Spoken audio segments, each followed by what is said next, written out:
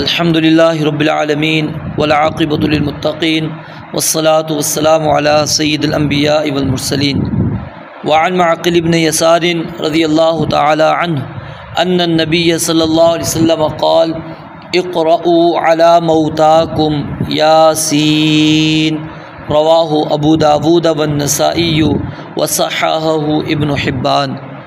سیدنا معقل بن یسار مزینہ قبیلہ سے ان کا تعلق تھا۔ حدیبیہ سے پہلے مسلمان ہوئے تھے، بیعت رضوان میں بھی حاضر ہوئے، اور بصرہ میں ان کی طرف ایک نہر منسوب ہے جو انہوں نے سیدنا عمر رضی اللہ تعالیٰ کے حکم سے کھودی تھی، اور عربوں کے اندر یہ مثل مشہور ہے کہ اذا جاء نہر اللہ بطل نہر معقل، کہ جب اللہ تعالیٰ کی نہر یعنی بارش جاری ہو جاتی ہے تو سیدنا معقل کی جو نہر ہے اس کی کوئی حیثیت نہیں رہتی۔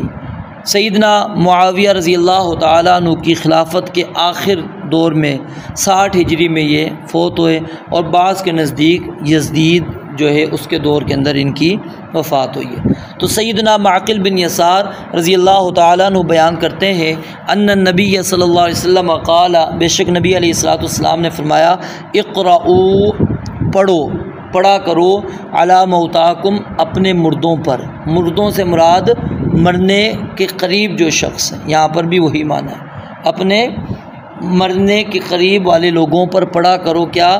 سورہ یاسین۔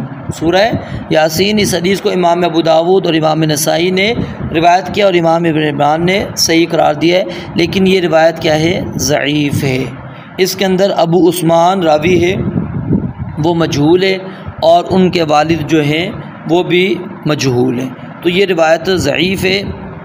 تو اس لیے قریب المرگ شخص پر سورہ یاسین پڑھنے کا جو ہمارے ہاں رواج ہے وہ بالکل غلط ہے، صحیح احادیث مبارکہ سے ثابت نہیں ہے۔ ہاں البتہ اس کے حق میں یہ دعا کرنی چاہیے کہ اللہ تعالیٰ اس دشوار مرحلے کو اس کے لیے آسان کر دے، لیکن اس کے اوپر سورہ یاسین پڑھنا اور پھر یہ سمجھنا کہ اس سے اس کے لیے آسانی ہو جائے گی، اس کا ثبوت رسول مکرم صلی اللہ علیہ وآلہ وسلم سے ہمیں نہیں ملتا۔ تو اس لیے ہمیں وہی عمل کرنا چاہیے جو آپ علیہ الصلوۃ والسلام سے ثابت ہے، جو آپ سے ثابت نہیں وہ عمل ہمیں نہیں کرنا چاہیے۔ رب العالمین سے دعا ہے اللہ تعالیٰ سمجھنے عمل کرنے کی توفیق عطا فرمائے۔ وآخر دعوانا الحمدللہ رب العالمین۔